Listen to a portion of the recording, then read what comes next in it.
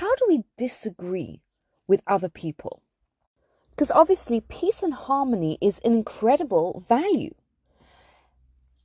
And sometimes the values that we're disagreeing over are also incredibly important.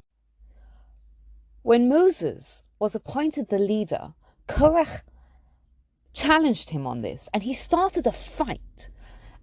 Dathan and Aviram were two people, and they joined in this fight, and they joined in the challenge to challenge Moses as his right to be the leader of the Jewish people. And Moses had done nothing wrong, yet he went to try and appease Dathan and Aviram. And Rashi, who's a commentator, tells us that he did that because to teach us that one shouldn't maintain an argument, that peace and harmony is so important that even though Moses wasn't at fault, Moses had done nothing wrong, still he put in the extra effort. He went the extra mile to go and try and settle this argument, try and settle this fight.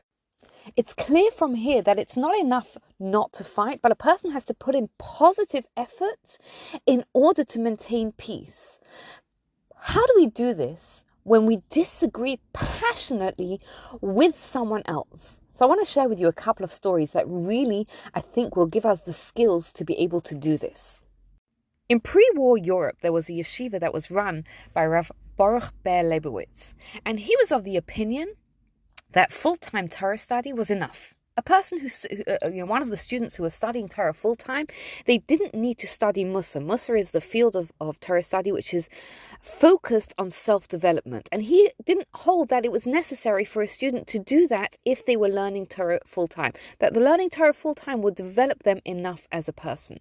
Now, there was the Alter of Slobodka who disagreed with him. He disagreed with him passionately, and he believed that a student had to devote part of their day to Mussar, to focus study on self-development.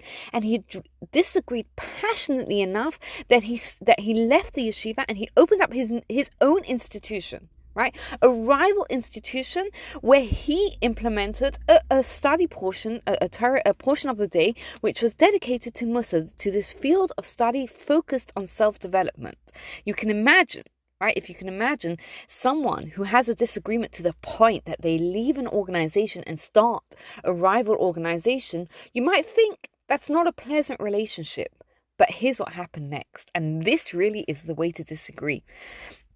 Rav Baruch Ber took one of the Alter's most devoted students as his son-in-law. How was he able to do that? The way he was able to do that is because they disagreed passionately about what they were disagreeing about, but they didn't let it affect their relationship. And that really is the key, you can disagree with someone, disagree passionately.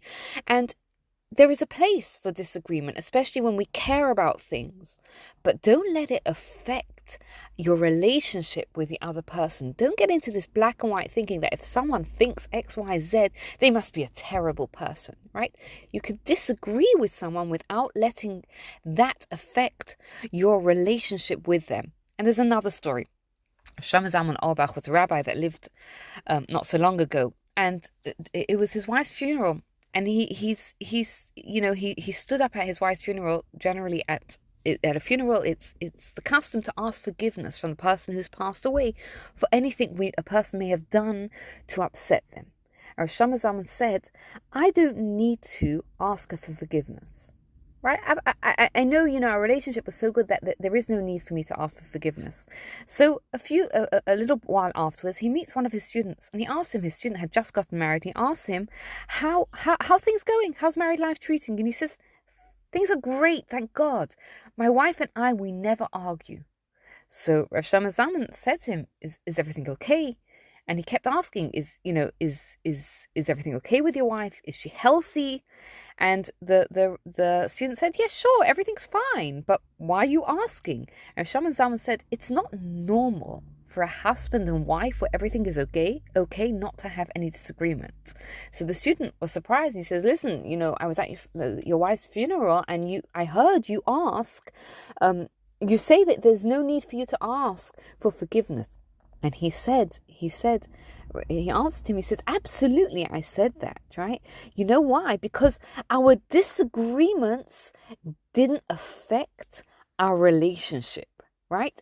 We were able to disagree without losing respect for each other, without making it personal against each other. And that's why there was no need for me to ask her for forgiveness, right?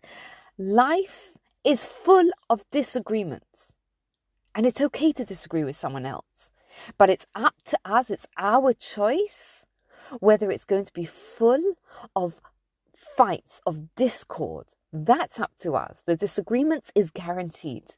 But the choice is up to us whether we pursue peace despite those disagreements. And we do that by disagreeing about the issues and not making it personal, not letting it affect our relationship. Thank you for taking the time to listen. I'd love to hear if this resonated with you. And if you'd like to discuss it further, you can get in touch with me. You can find me on Instagram at It's Gila Ross, or you can WhatsApp me. My number is in the show notes, and we can set up a time to discuss this further. Thank you for taking the time to listen. Have a wonderful day, and please take a moment to rate, review, subscribe, and share this podcast to anyone else who would benefit from it.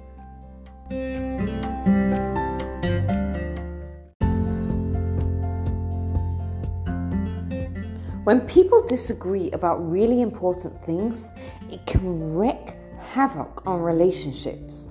But can you have disagreements without discord? Welcome back. I'm Gila Ross, host of the Power Up podcast, where we share real life ideas to upgrade and impact your everyday life. And in this series, Torah for Today, we look to the weekly Torah portion for inspiration.